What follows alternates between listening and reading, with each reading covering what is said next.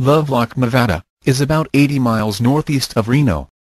It was in a cave there, in 1911, that Baguano miners found mummies, bones, and artifacts buried under 4 feet of bat excrement.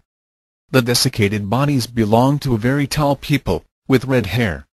Look at the Lovelock Cave skull, which is long, thin and narrow, the features of a Caucasian skull, and not the physical profile of your typical American Indian. The local Paiute Indians had legends about these tall people, whom they called the Ct-Ka. According to the legends, these people had red hair and spoke a language different from the Indian tribes.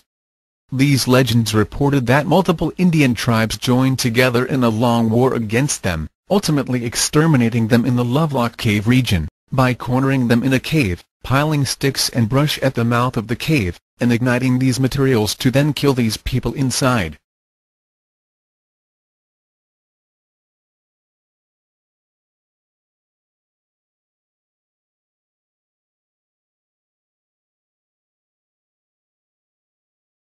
In the early 1900s, mining engineer and amateur archaeologist John T. Reed took an interest in the remains of the Ct-Ka and did his best to document the finds as they were unearthed. He also interviewed many locals who had knowledge of the affair. It was reported in Lovelock Cave that in 1887, while chasing wild horses in the area, John T. Reed, a mining engineer in Lovelock, camped there with a few Indians overnight. One of the Indians told Reed about the great calamity that had occurred in that cave to another race of people who had been exterminated by the Paiutes. Mr. Reed reported that, "I was informed that about 4 or 5 generations back the Indians fought to extermination a people who were red-headed and who spoke their own language." On page 2 of the book Lovelock Cave, Mr. Reed reported that during that adventure, he was told an old northern Paiute man recently died at Stillwater who is said to have taken part in that battle, and to have had one eye shot out by an arrow in one of the charges on the cave mouth. Remember that this Paiute Indian legend is retold in both the account with Mr. Reed, in the early 1900s, and Sarah Winnemucca Hopkins, in her book published in 1883. Further, the actual Lovelock Cave remains were found in 1911, in a location and cave predicted by that legend.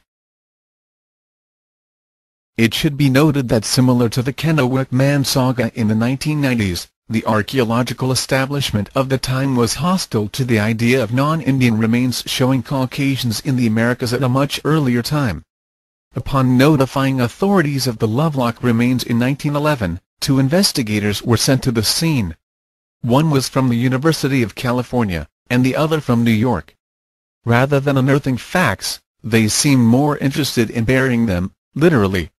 We are told the New Yorker ordered a mummy reburied on at least one occasion. Additionally, nothing was published about the very important Caucasian findings until 1929, 17 years after their visit.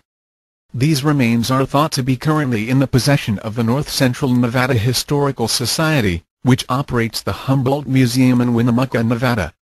As with many other ancient Caucasian mummies and remains, all are in danger of being confiscated by non-Caucasian local Indian tribes under NAGPRA, buried and lost forever. Fortunately, the images of these ancient non-Indian peoples remain, and as can be seen, are clearly ancient Caucasian peoples.